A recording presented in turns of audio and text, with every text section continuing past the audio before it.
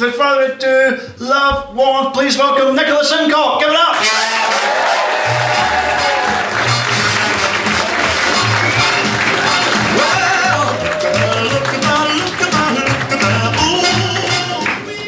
Hello everyone, we all having a good night? Yeah. So we're having a good night? Yeah. Well, clearly you've all forgotten the honeybees are dying. Life as we know it in peril.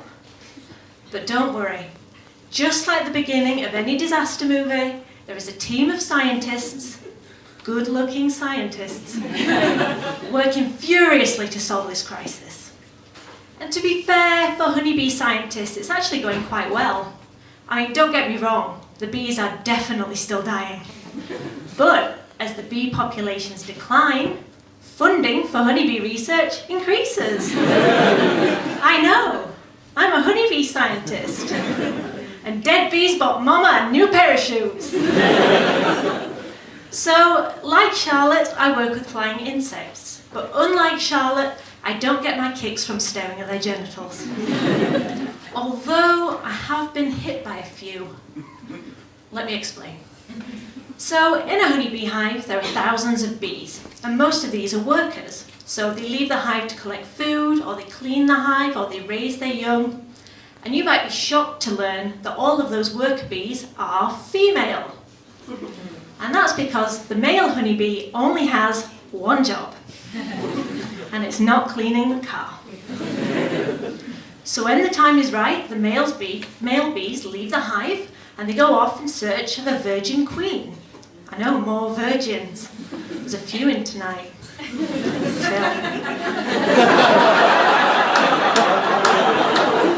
And when the male finds the queen, he gives her what scientifically we term a jolly good rogering. But it's not all slap and tickle. You see, upon completion, the male's penis literally explodes. And he dies. It's like the world's worst firework display. It's all, ooh, ah, ooh, oh. So I've worked in a honeybee lab for just short of a decade now. And in my time there, I've actually never been stung by a bee. Part of the reason for this is that I work in a very active teaching lab. We have a lot of students, and so if a bee does escape, there's plenty of people to hide behind. And this actually factors into my selection. So if I am going to work with a student, I need to make sure that they have a strong biological background, that they're slow moving with a thick hide. So as you can imagine, working with so many students and bees, there is an element of danger there. But it's only really a problem if the students are allergic to bee stings.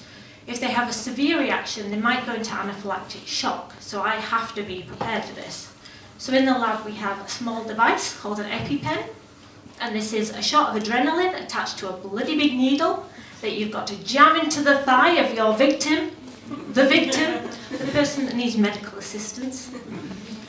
And the problem is, as you might understand, shooting up with pure adrenaline carries a few risks. So I have to make sure that person is, in fact, going into anaphylactic shock.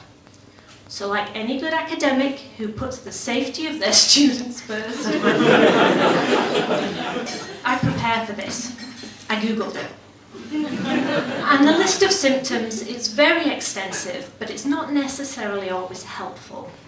So I'll give you an example.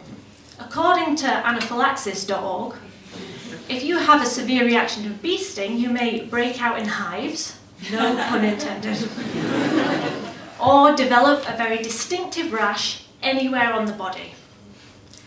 Anywhere. I work with undergraduate students, and I am certain most of those scumbags are in possession of a rash I don't want to see. Next, you may experience an alteration in heart rate.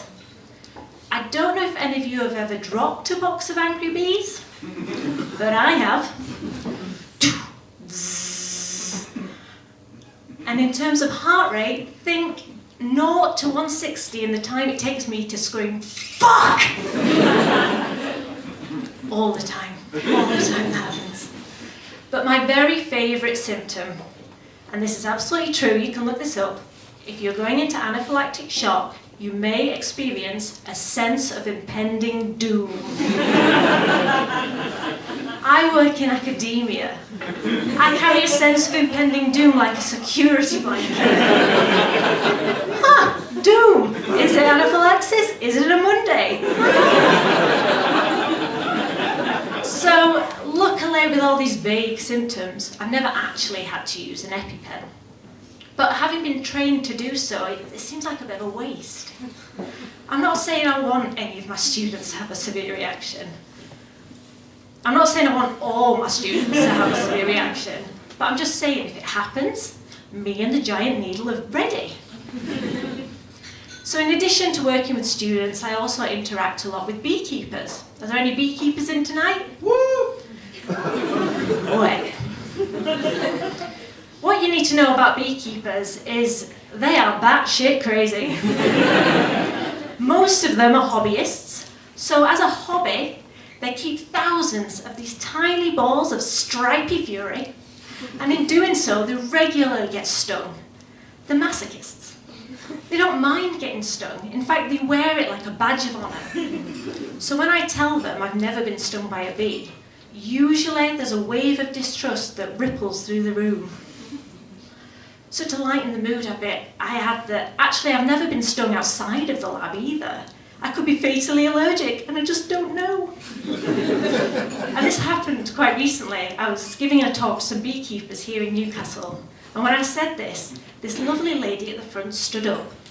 She was wearing a little name badge, oh, lovely Barbara. And I recognised her actually, because earlier she'd been tending to the cake stand.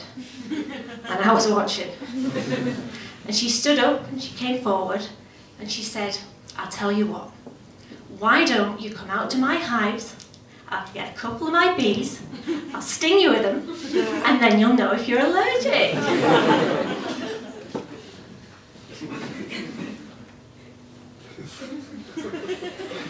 Listen, Barbara, love, I don't currently know if I can take a bullet like 50 Cent, but I'm not looking for a volunteer to pop a cap in my ass, am I, Barbara?